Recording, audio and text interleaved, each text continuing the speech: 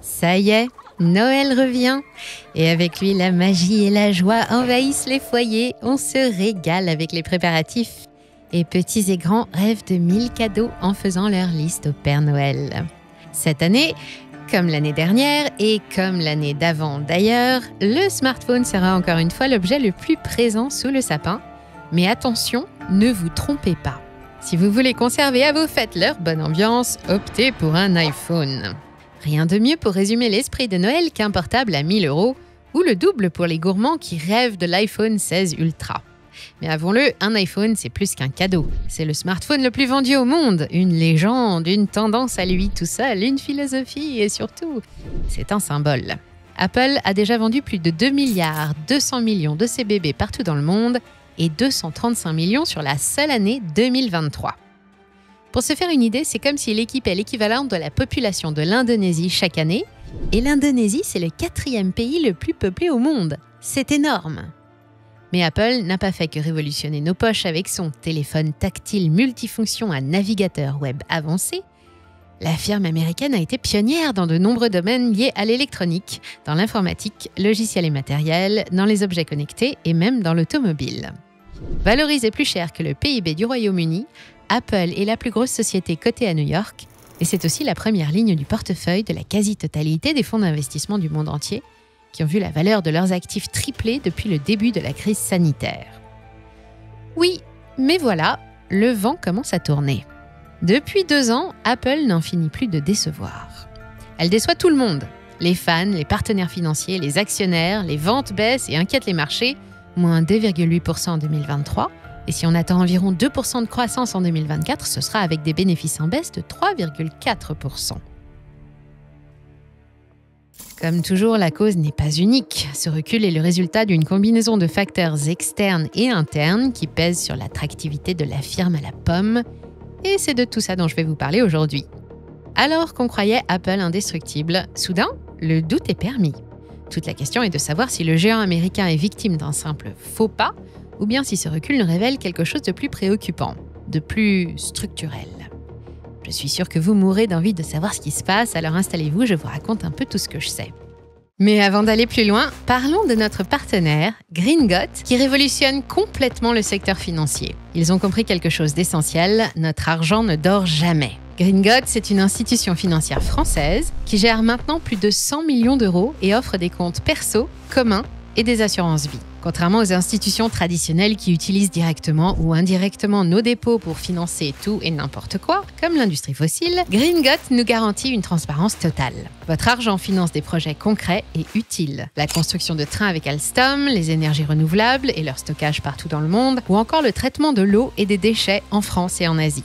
L'application est un véritable bijou de technologie. On adore leur tirelire personnalisé. Vous définissez un objectif, comme un voyage ou un achat important, et ça épargne automatiquement. Et tout ça, c'est sans oublier la vraie vie et donc le rendement. L'année dernière, les portefeuilles de Greengot ont rapporté entre 3,5 et 9,4%. D'ailleurs, leur vision séduit déjà énormément. Il y a quelques semaines, ils ont levé 5 millions d'euros en seulement 2h30, un record européen. Ils ont avec eux des personnalités, de grands entrepreneurs, des journalistes, des artistes, etc. Greengot est clairement un mouvement de société qui rassemble et met d'accord tout le monde, nous inclus. En ce moment, profitez d'une offre exclusive Money Radar, 3 mois totalement offerts avec le code Money Radar jusqu'au 1er janvier. Mais attention, les cartes en bois partent vite. Alors foncez en description, ça prend moins de 5 minutes.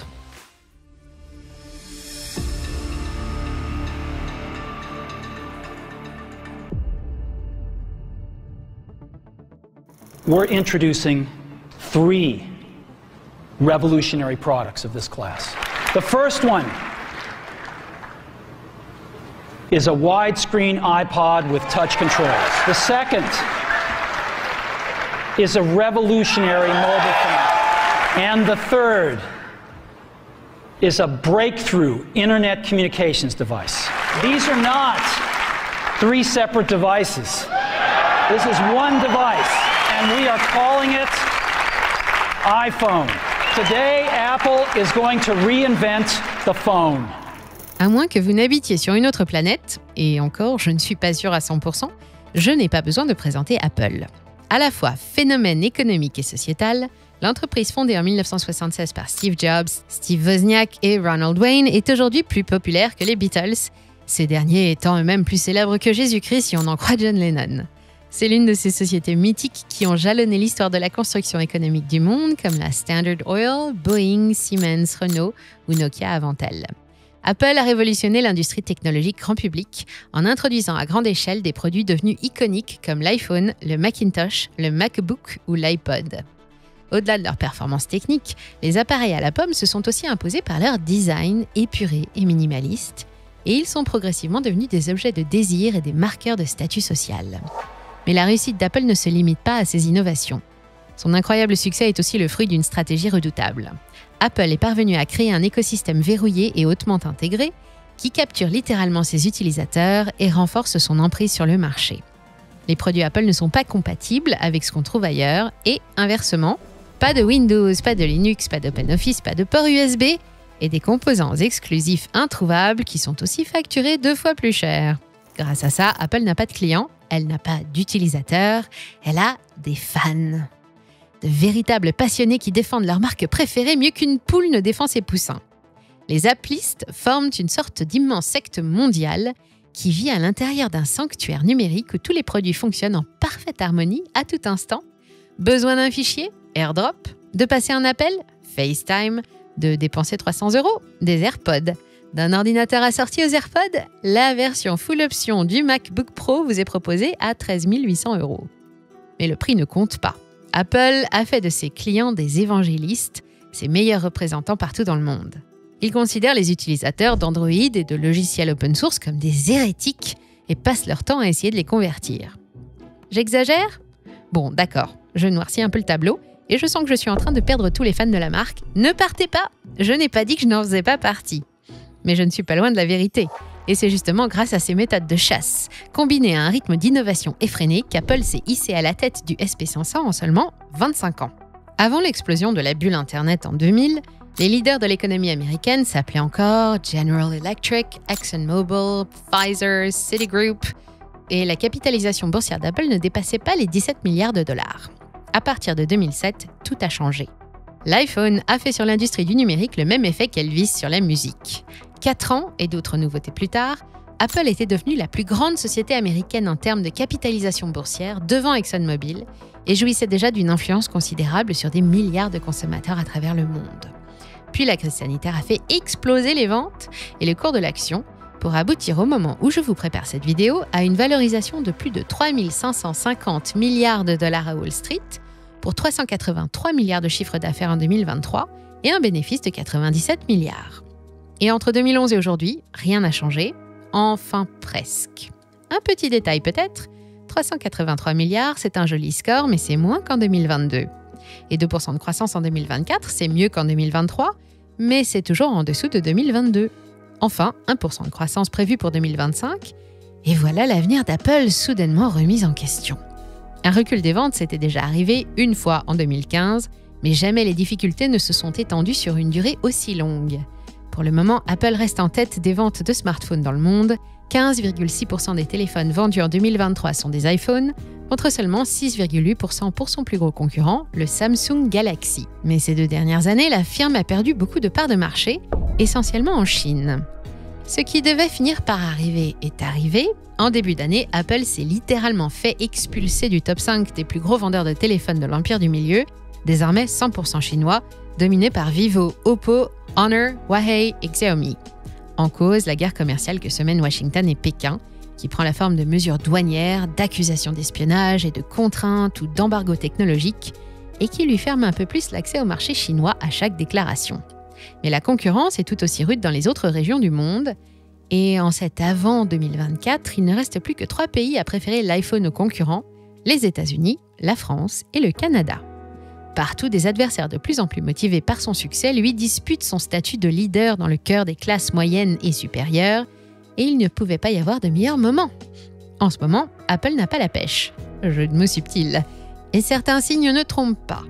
D'abord, malgré le lancement d'une dizaine de produits en 2024, dont le nouvel iPhone 16, la firme fait face à une série d'échecs commerciaux. Elle vient d'abandonner son casque de réalité virtuelle, un accessoire sur lequel elle était énormément attendue. Lancé en février 2024 de façon très discrète, l'Apple Vision est un énorme flop, trop lourd, trop cher et pas pratique. Il ne s'en est vendu que 100 000 exemplaires pour environ 600 millions de dollars. C'est 2 fois moins que ce qu'a rapporté La Reine des Neiges au cinéma. Ça ne fait pas rêver.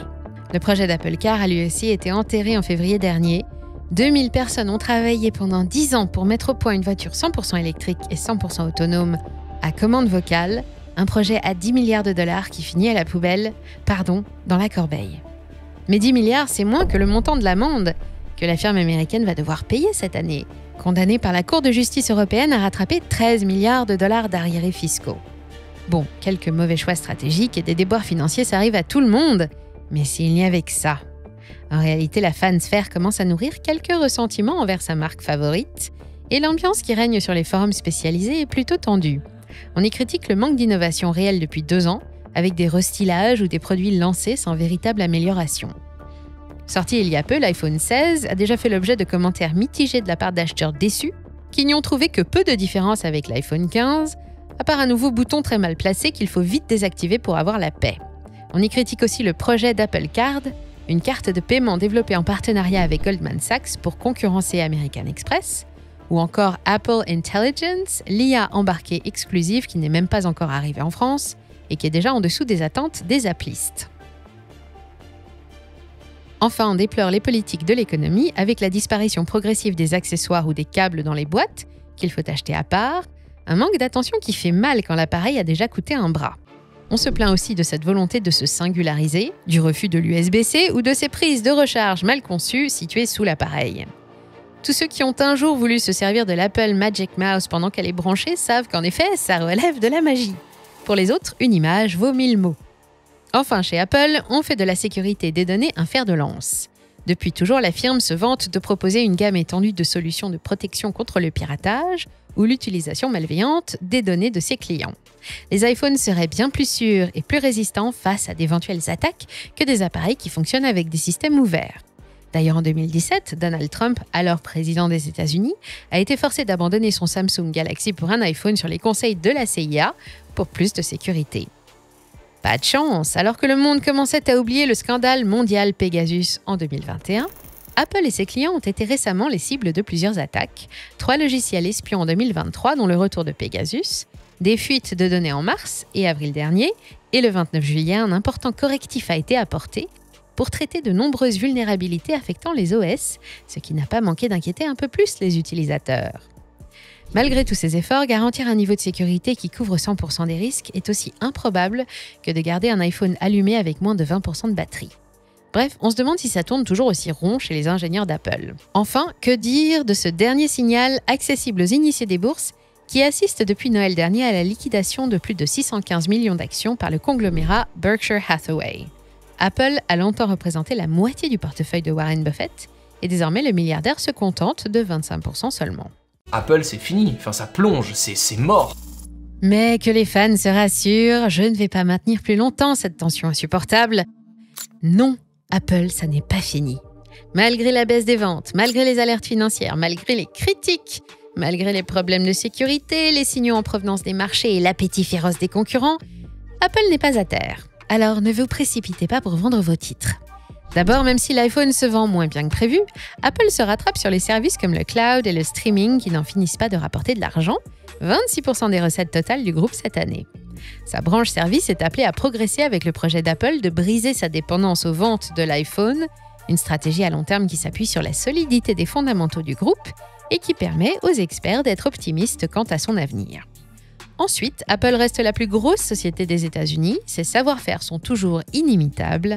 Elle détient un pouvoir sur ses utilisateurs que n'ont pas les autres marques et elle a plus d'un tour dans son sac. Les fans le savent. 3 ans qu'ils n'ont pas eu de véritable nouveauté à se mettre sous la dent. Ils s'attendent donc à être émerveillés par la prochaine innovation qui devrait faire du bruit dès 2025, une fois réconfortante qui les pousse à attendre plutôt que de se jeter sur l'iPhone 16. Les spéculations vont bon train pour essayer de savoir dans quel domaine précisément cette innovation apparaît, et j'ai relevé 3 spécialités qui reviennent souvent dans les conversations sur Apple Insider ou Mac Bidouille. Les rumeurs annoncent tantôt un iPhone pliable, tantôt des lunettes à réalité augmentée, une version d'Apple Intelligence bien supérieure à celle déjà disponible, ou encore de nouveaux modèles de Mac Mini encore plus mini. En attendant, ceux qui rêvaient d'un accessoire Apple pour compléter leur tenue ont eu le plaisir de voir les prix baisser légèrement, hors nouveauté. On trouve des iPhone 15 neufs à 749 € contre 969 lors du lancement, et le MacBook Air M3 est désormais disponible à 1549 € en baisse de 15%.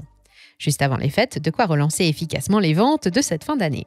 Et pour celles et ceux qui préfèrent investir dans Apple plutôt que de dépenser de l'argent dans un iPhone, les perspectives d'ici à 2030 sont toujours excellentes. La restructuration des activités du groupe, la conquête de nouveaux marchés comme l'Inde et le poids des amendes qui lui sont infligées par plusieurs juridictions, y compris aux États-Unis, vont peser sur les résultats de l'année prochaine. Mais ces données ont déjà été intégrées par les marchés. La firme à la pomme envisage de ralentir le rythme des sorties pour laisser le temps à ses ingénieurs de proposer de vraies nouveautés, capables de reconquérir le cœur des applistes. Ainsi, la vigueur des services, son insolente santé financière et sa facilité à innover entretiennent toujours l'intérêt des investisseurs, qui voient le titre monter autour de 250 $ à la fin de l'année, jusqu'à 314 $ à Noël 2025 et jusqu'à 1000 $ en 2030. On se donne donc rendez-vous dans 6 ans pour en reparler, ce qui devrait nous amener aux environs de l'iPhone 22. Et avant de nous quitter, n'oubliez pas d'aller découvrir Greengot. Leur application vous permet de suivre précisément l'impact de votre argent, de créer des tirelires personnalisés pour vos projets, et toute leur idée est de proposer à tous ce qui n'était réservé avant qu'à une élite, de l'impact avec du rendement. On vous donne notre code de parrainage Money Radar qui vous offre 3 mois. Mais attention, il n'est valable que jusqu'au 1er janvier minuit, et pas sûr qu'il reste des cartes en bois. En ce moment, tout le monde se rue dessus. J'espère que ce moment passé en ma compagnie vous a été agréable, que vous soyez ou non fan de la marque. Si c'est le cas, pensez à liker et à partager la vidéo. N'hésitez pas à la compléter et à la critiquer. Lâchez-vous dans les commentaires. Mais avant tout, abonnez-vous. Merci à toutes et à tous pour votre fidélité. Prenez soin de vous et je vous dis à très bientôt sur Money Radar.